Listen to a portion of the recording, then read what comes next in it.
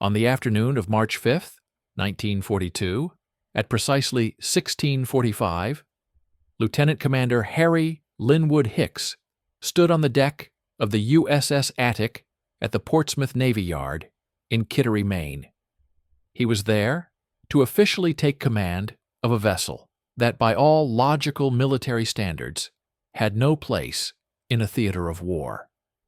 Hicks was a quintessential career naval officer from South Carolina, a graduate of the Naval Academy's class of 1928. His resume was impressive. By the time the United States entered World War II, he had already served extensively on destroyers and cruisers. He was a man who understood the intricacies of naval gunnery and the high-stakes chess match of maritime tactics. The ship he was now responsible for, the USS Attic, designated with hull number AK-101, was a 30-year-old cargo steamer. To any passing observer, it looked like a tired, rust-streaked merchant vessel, slow, vulnerable, and completely defenseless. However, this decrepit exterior was a masterclass in deception. Beneath its civilian mask, the USS Attic was a floating fortress. It carried a lethal arsenal of 4 4-inch naval guns, hidden behind retractable fake panels. It also boasted 8 machine guns concealed within structures designed to look like harmless deckhouses, and 6 depth charge projectors disguised as standard cargo handling equipment. To ensure it wouldn't sink immediately upon being hit, its cargo holds were stuffed with pulpwood, providing enough buoyancy to keep the ship level even after multiple torpedo strikes. On its official paperwork, the ship was identified as the SS Villafranca, a Portuguese merchant vessel sailing alone through waters known to be crawling with German U-boats. In reality, it was the United States' most closely guarded secret, a Q ship. This was a maritime trap, a decoy designed to lure German submarines to the surface, and then annihilate them at point-blank range once they were exposed. The project that created the ATIC, known as Project LQ, was born out of a sense of pure national desperation. On January 19, 1942, President Franklin D. Roosevelt met with Admiral Ernest King, the commander-in-chief of the U.S. fleet, and suggested that Q ships might be a viable solution to the growing U-boat threat. Although Admiral King had significant reservations about the effectiveness of such a strategy, he interpreted the president's suggestion as an order. He immediately moved to acquire and convert 5 civilian vessels into these secret warships at the Portsmouth Navy Yard. The secrecy surrounding the operation was absolute. No press releases were issued, and no mention of the ships was made in standard Navy files. A sum of $500,000 was diverted from an emergency fund so that the costs wouldn't appear in the usual Navy requisition channels. Every single document related to the program was kept in a private, high-security file under the personal custody of the Chief of Naval Operations. This extreme level of classification was necessary because the war in the Atlantic was going disastrously for the Allies. German U-boats were sinking American tonnage at a rate that far outpaced the capacity of U.S. shipyards to replace them. By mid-January 1942, British intelligence had warned the U.S. Navy about a massive concentration of U-boats stretching from New York up to Cape Race. The enemy didn't wait long to strike. That same day, Captain Lieutenant Reinhard Hartigan, commanding U-123, sank the British steamer Cyclops southeast of Nova Scotia, killing 98 people. This event marked the bloody beginning of Operation Drumbeat, the German underwater offensive against the American coast.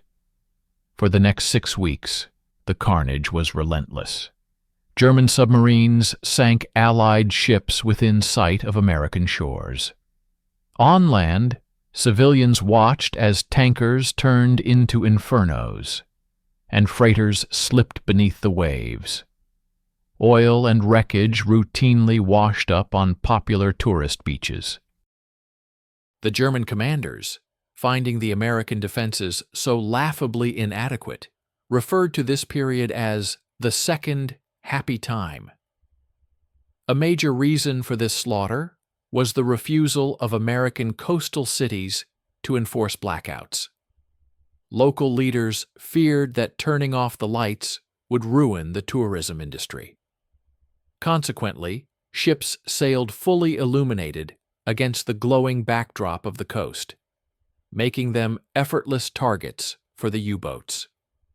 Between January and March 1942, 137 Allied ships were destroyed in American waters, resulting in the loss of 650,000 tons of shipping and millions of gallons of vital fuel and supplies. The U.S. Navy was in a bind. Most of its destroyers and patrol planes were tied up in convoy duty in the North Atlantic, leaving the eastern seaboard virtually undefended. This vacuum led to the hurried implementation of the Q-ship program. Shipyard workers at Portsmouth spent only 3 weeks converting the Attic and its sister ship, the Asterion. They cut gun ports into the decks, installed hydraulic reveal mechanisms, and reinforced the structure to handle the massive recoil of the 4-inch guns. Everything was painted and disguised to look like mundane maritime equipment. While the workers met their deadlines, the ships were fundamentally unready for the brutal reality of naval combat. The Attic was a 1912-built steamer with a single propeller and a top speed of only 9 knots. It had 0 armor plating. The crew had received a mere 3 weeks of training, and the vast majority of them had never experienced actual combat. The strategy they were expected to execute was high risk. They were to sail into known U-boat hunting grounds and act as live bait. The hope was that a German commander, wanting to save expensive torpedoes, would surface to sink the defenseless cargo ship with his deck gun. This was standard German doctrine for low-value targets. Once the U-boat was close enough, the Attic would drop its panels and open fire. The first failure of Project LQ involved a fishing trawler named the USS Eagle, later the USS Captor. It patrolled the New England coast in February and March 1942, but found absolutely nothing except mechanical failures. By April, the Navy realized the Eagle was useless as a Q ship and reassigned it to minor patrol duties. Next came the Attic's twin, the USS Asterion, commanded by George Walter Legwin. The Asterion was identical to the Attic in its weaponry and its cargo of pulpwood. On March 23, 1942, the Attic and the Asterion left Portsmouth together for what was officially a shakedown cruise, but was effectively a combat patrol. Their orders were to spread out so that they would be 480 miles apart after 5 days at sea. This was supposed to maximize their search area while providing mutual support. But in reality, 480 miles was far too great a distance for one ship to help the other in an emergency. On the night of March 26th, the Asterion was 240 miles south of the Attic when its radio operator picked up a frantic, broken SOS. "Ship torpedoed." The signal was weak and difficult to decipher. Commander Legwin immediately turned his ship north toward the signal source, but without a precise position, he was searching in the dark. By dawn, on March 27th, the Asterion reached the suspected area, but found nothing but an empty horizon. They eventually spotted some scattered debris, cork, wood, and a single life jacket, but there were no survivors and no U-boats in sight. Legwin had to decide whether to continue the search or return to his patrol. He chose the latter, assuming other rescue vessels would take over. It wasn't until later, when intelligence officers analyzed the reports, that the Navy realized the distress call had almost certainly come from the USS Attic. The Asterion had been the closest ship to the disaster, but even close was 12 hours away. The Attic had been vanished, and with it, 141 American sailors.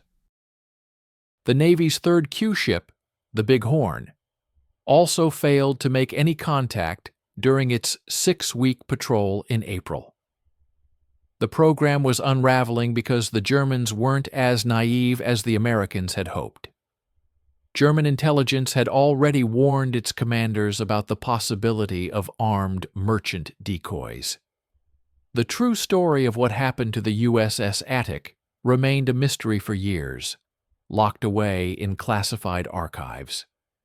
It was only after the war, when Allied investigators cross-referenced U.S. Navy logs with captured German U-boat records, that the final, terrifying hours of the ship were pieced together.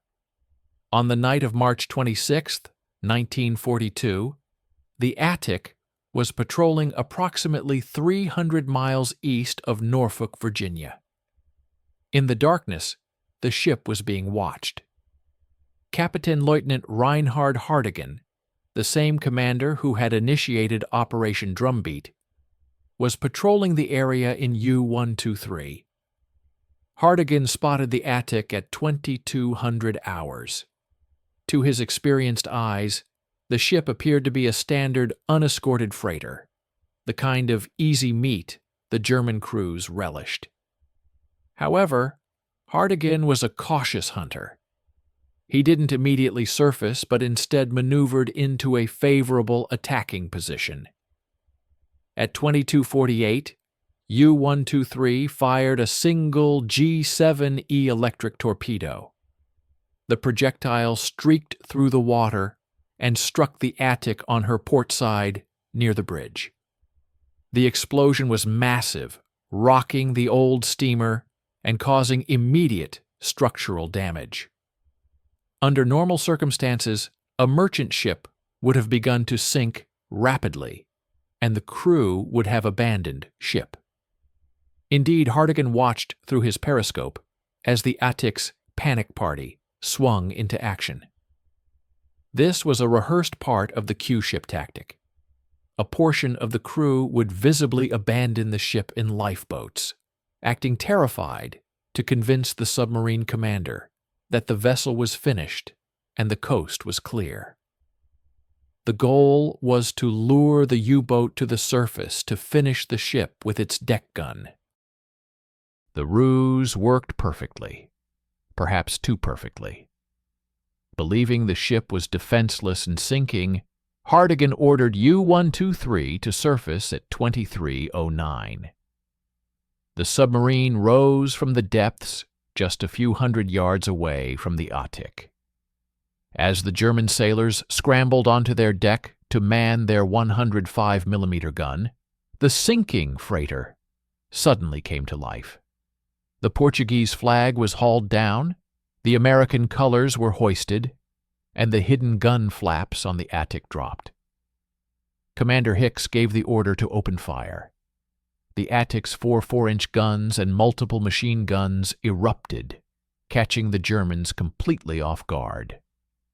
Tracers lit up the night sky as bullets and shells raked the deck of U-123.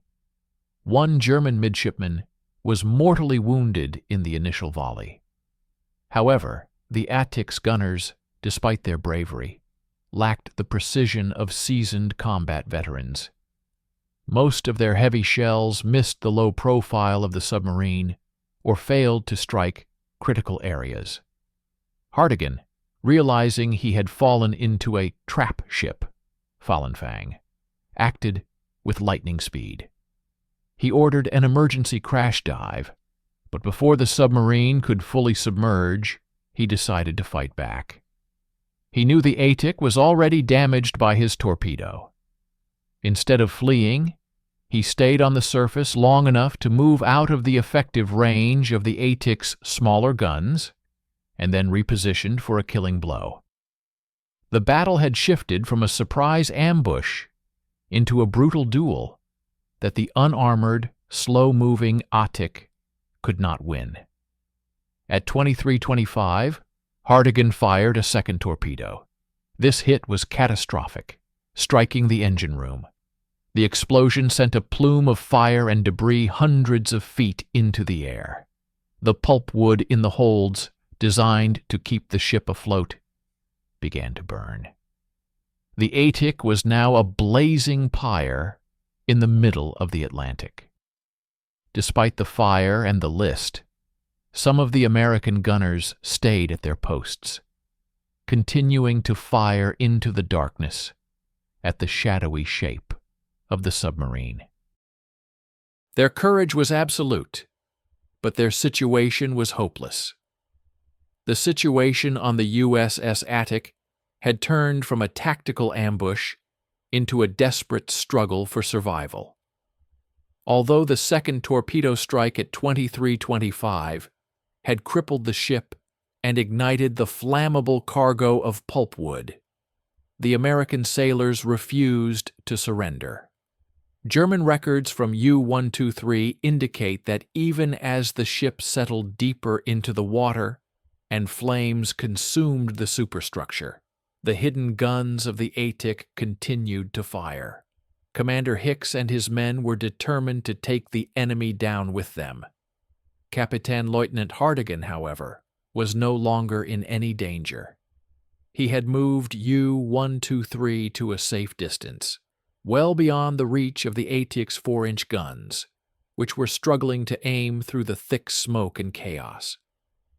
From this vantage point, the German commander watched as the ghost ship slowly succumbed to its wounds.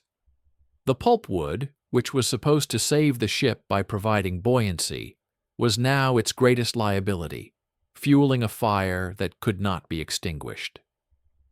At 23:50, Hartigan decided to finish the job. He did not want to leave a burning wreck that might attract Allied destroyers or aircraft. He maneuvered U-123 for a final approach. This time, there was no need for stealth. The Atik was stationary and glowing brightly in the night. At 00:15 on March 27th, a third torpedo was launched. It struck the Atik squarely amidships, likely hitting the main ammunition magazine. The resulting explosion was so violent that it was felt by the crew of the U-123 several miles away. The ship literally disintegrated. A massive fireball rose into the sky, and within minutes, the USS Atik had vanished beneath the surface. In the aftermath of the explosion, there was a haunting silence. Hartigan brought the submarine closer to the site of the sinking to search for survivors or identifying documents. He found a sea covered in debris and thick oil. In the water, several lifeboats were spotted, filled with men who had managed to escape the final blast. According to the German war diary, there were approximately 50 to 60 survivors clinging to wreckage or sitting in the boats. Hartigan, however, made a cold-blooded decision. With the threat of Allied reinforcements always present, and his mission being to sink as much tonnage as possible, he chose not to provide assistance or take prisoners. He recorded the position of the sinking, and then ordered U-123 to steam away at high speed, leaving the American sailors to their fate in the middle of the Atlantic, hundreds of miles from the nearest coast. A severe gale began to blow through the area shortly after the U-boat's departure. The small, open lifeboats were no match for the rising Atlantic swells and the freezing temperatures of March. While the Asterion had heard the SOS, the 12-hour delay in reaching the site meant that by the time any friendly vessel could have arrived, the storm had already done its work. None of the 141 men aboard the USS Attic were ever seen again.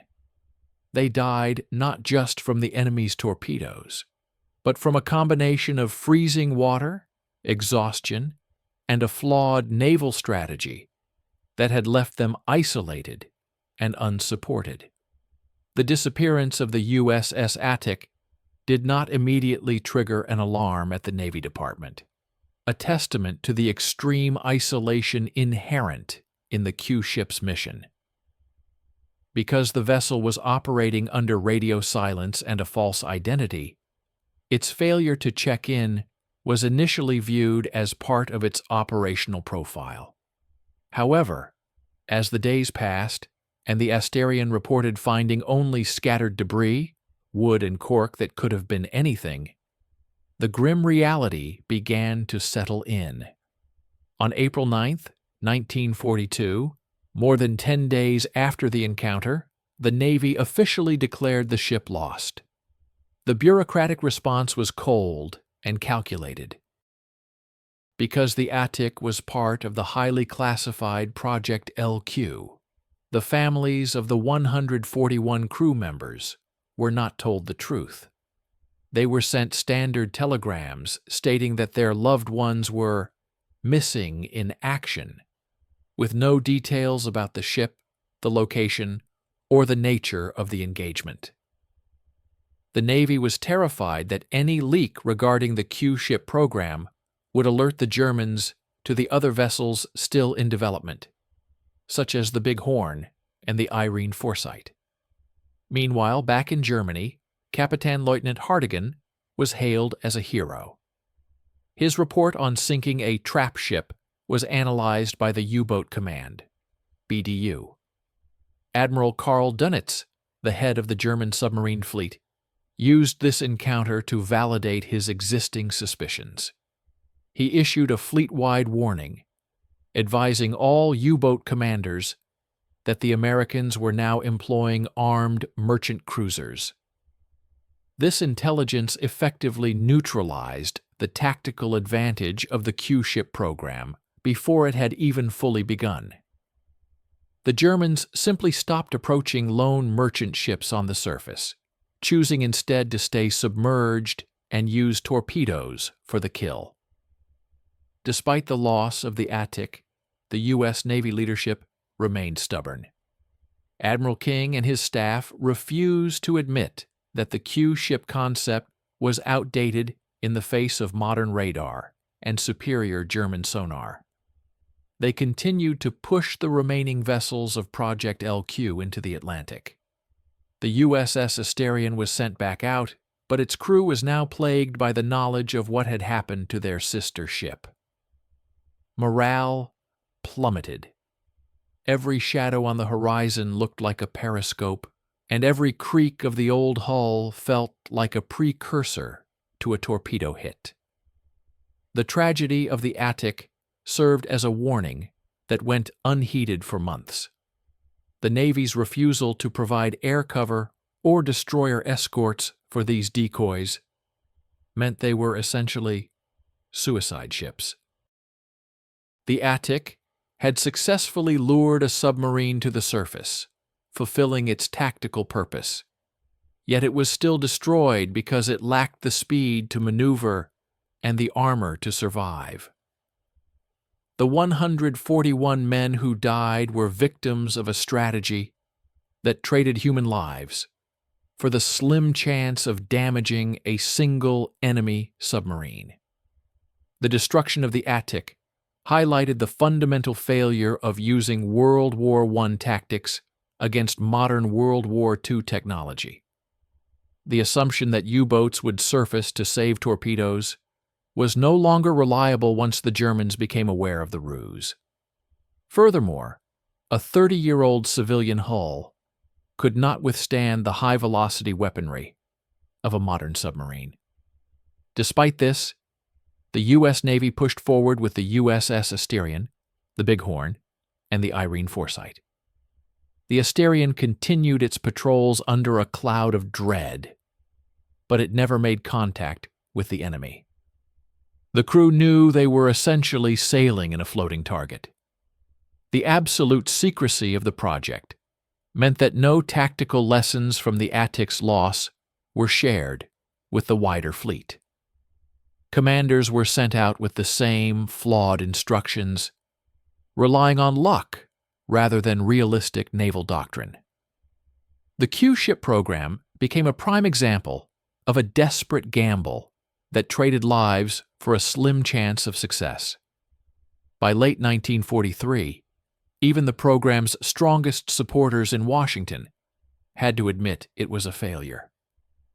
Project LQ had cost millions of dollars and 141 lives without sinking a single U-boat.